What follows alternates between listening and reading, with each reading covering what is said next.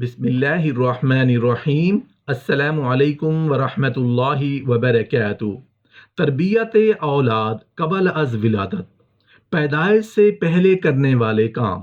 محترم ناظرین، ہو سکتا ہے کہ یہ عنوان بہت سے لوگوں کے لیے باعث تعجب ہو کہ اولاد کی تربیت ان کی پیدائش سے پہلے کیسے ممکن ہے، لیکن حقیقت یہ ہے کہ ہر مسلمان کے لیے ضروری ہے کہ وہ شادی کے بعد ہی سے اللہ تعالیٰ سے نیک اولاد کے لیے دعائیں مانگے۔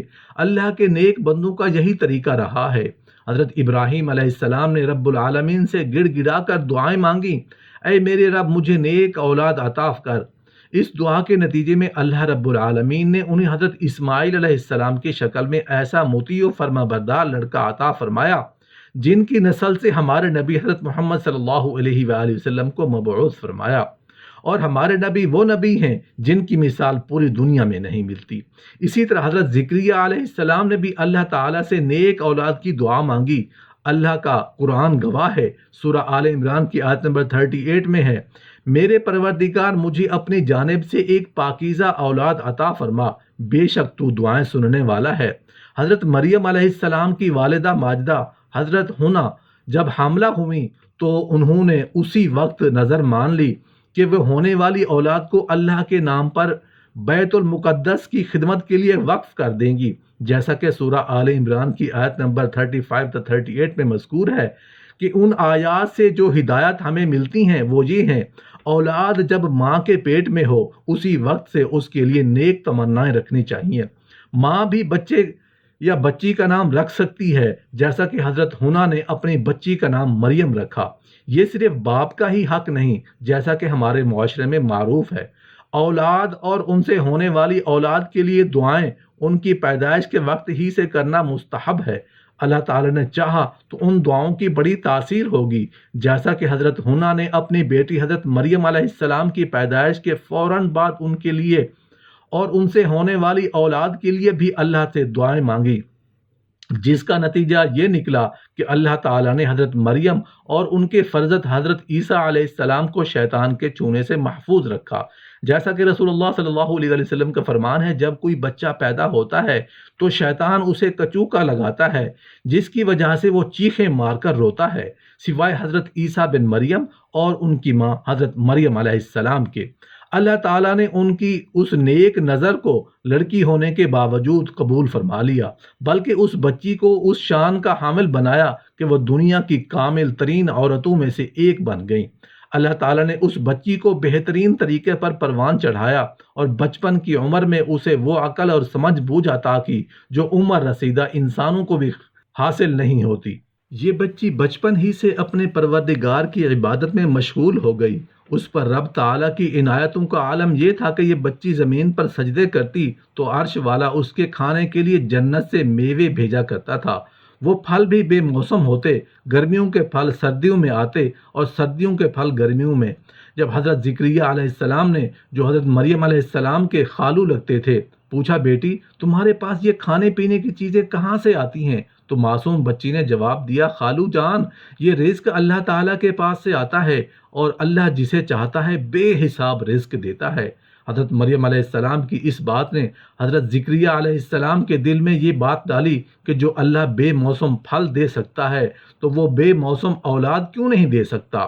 انہوں نے رب العالمین سے اولاد کے لیے فریاد کی، اے ہمارے رب مجھے اپنی جانب سے نیک اولاد عطا فرما۔ اللہ تعالیٰ نے ان کی دعا کو قبول فرمایا اور اولاد کی شکل میں ایک نبی حضرت یحییٰ علیہ السلام عطا فرمایا۔ لہذا آج بھی اگر کوئی اس طریقے سے اپنے رب کو پکارتا ہے تو اس کی دعا کو اللہ تعالیٰ ضرور قبول فرمائے گا۔ بہرحال اولاد اللہ تعالیٰ کی نعمت ہے، لڑکا ہو یا لڑکی، نیک اولاد ماں باپ کے لیے دونوں جہانوں میں نفع بخش ہے۔ اللہ تعالیٰ نے انسان کو اشرف المخلوقات بنا کر اس کائنات میں بھیجا ہے، اس لیے اسے بہت سے فرائض سونپے گئے اور ان میں سے اولاد کی تربیت سب سے اہم فریضہ ہے۔ اللہ رب العزت قیامت کے دن اولاد سے والدین کے متعلق سوال کرنے سے پہلے والدین سے اولاد کے متعلق سوال کرے گا، کیونکہ جس طرح والدین کا اولاد پر حق ہے اسی طرح اولاد کا والدین پر بھی حق ہے۔ ان کی تربیت کا آغاز والدین کی اپنی ذات سے ہوتا ہے۔ اولاد کے لیے پاک اور حلال غذا کی فراہمی والدین کے ذمہ ہے۔ یہ تب ہی ممکن ہے جب وہ رزق کے حلال کمائیں۔ والدین جھوٹ بولنے کے عادی ہیں تو بچہ بھی جھوٹ بولے گا۔ والدین کی خرابیاں نہ صرف ظاہری طور پر رہتی ہیں بلکہ یہ خرابیاں اس کے اندر رچ بس جاتی ہیں۔ والدین کے جسم میں گردش کرنے والے خون میں اگر حرام، جھوٹ، فریب، حسد اور دوسری خرابیوں کے جراثیم موجود ہیں تو یہ جراثیم بچے کو بھی وراثت میں ملیں گے۔ جس خرابی کا بیج آج ہم اپنی ذات میں بو رہے ہیں، بچے کل اسی کی فصل کاٹیں گے۔ بچے کی پرورش اور تربیت کے سلسلے میں ان پر یہ سب حقوق عائد ہوتے ہیں۔ اگر وہ ان حقوق پر پورا نہیں اترتے تو انہیں دنیا اور آخرت میں بھیانک نتائج سے دوچار ہونا پڑے گا۔ والدین کی یہ ذمہ داری ہے کہ وہ اولاد کی صحیح تربیت کریں اور ان کے حقوق کو پہچانیں تاکہ انہیں دنیا اور آخرت میں سرخروئی حاصل ہو، کیونکہ تربیت ایک کڑا امتحان ہے۔ تربیت دینے والے ہاتھ بہت اہمیت کے حامل ہوتے ہیں۔ ان میں صبر و تحمل ہو، برداشت کا مادہ ہو اور خود کو خرابیوں سے بچائے رکھتے ہوں، تب ہی وہ تربیت کا حق ادا کر سکتے ہیں۔ اس فرض کو احسن انداز میں ادا کرنا ہم پر ہماری اولاد کا حق ہے۔ جس طرح والدین کے اولاد پر حقوق ہیں، اسی طرح اولاد کے کچھ حقوق ہیں والدین پر بھی ہیں۔ تربیت اولاد کا موضوع بہت اہم موضوع ہے۔ آباء و اولاد کا دونوں کی مصلحتیں اس میں مضمر ہیں۔ یہی نہیں کہ بلکہ اس پر معاشرے اور سماج کے مستقبل کا دار و مدار ہے۔ یہی وجہ ہے کہ بچوں کی تربیت پر اسلام نے کافی زور دیا ہے۔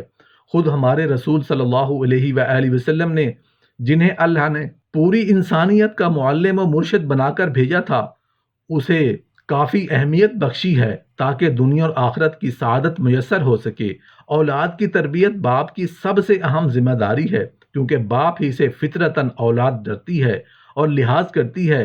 نبی مکرم صلی اللہ علیہ وآلہ وسلم نے اس کی طرف اشارہ کرتے ہوئے فرمایا ہے، تم میں سے ہر ایک ذمہ دار ہے اور اپنی ذمہ داری کے متعلق پوچھا جائے گا۔ امیر اپنی رعیت کا، مرد اپنے اہل و عیال کا، عورت اپنے شوہر کے گھر اور بچوں کی ذمہ دار ہے۔ اسی طرح تم میں سے ہر شخص ذمہ دار ہے اور ہر کسی کو اس کی ذمہ داری کے متعلق پوچھا جائے گا۔ والدین کے لیے ضروری ہے کہ وہ ہمیشہ اللہ تعالیٰ سے اپنی اولاد کے حق میں دل کی گہرائیوں سے دعائیں کرتے رہیں، کیونکہ اولاد کے حق میں والدین کی دعا رد نہیں کی جاتی، بالخصوص جب وہ اپنی فرما بردار اولاد سے خوش ہوں اور پھر یہ کہیں، اے اللہ مجھے ایسی توفیق عنایت کر، نماز پڑھتا رہوں اور میری اولاد کو بھی یہ توفیق بخش۔ اے اللہ میری دعا قبول فرما۔ اے اللہ حساب و کتاب کے دن میری اور میرے ماں باپ کی اور مومنوں کی مغفرت فرما۔ نیک بندے اپنی دعاؤں میں اپنے والدین کے ساتھ اپنی اولاد کو بھی نہیں بھولتے اور کہتے ہیں، میرے پروردگار مجھے توفیق عطا فرما، میں تیری ان نعمتوں کا شکر بجا لاؤں جو تو نے مجھے اور میرے والدین کو عطا فرمائیں، اور ایسے نیک کام کروں جنہیں تو پسند کرتا ہے، اور میری اولاد کو نیک اور صالح بنا دے۔ میں تیری طرف رجوع کرتا ہوں اور میں مسلمانوں میں سے ہوں۔ اس آیت کریمہ میں اس سعادت مند اولاد کا تذکرہ ہے جو اپنے والدین کے ساتھ حسن سلوک کرتی ہے اور ان کے حق میں دعائے خیر بھی۔ اس دنیا میں انسان کا جس سے بھی کوئی رشتہ ناتا ہے، اس پر اس کے کچھ نہ کچھ حقوق ضرور ہیں۔ کچھ لوگ تو حقوق مانگ کر لیتے ہیں، لیکن کچھ ایسے بھی ہوتے ہیں جو مانگنے کی طاقت نہیں رکھتے، انہیں حقوق خود دینے پڑتے ہیں۔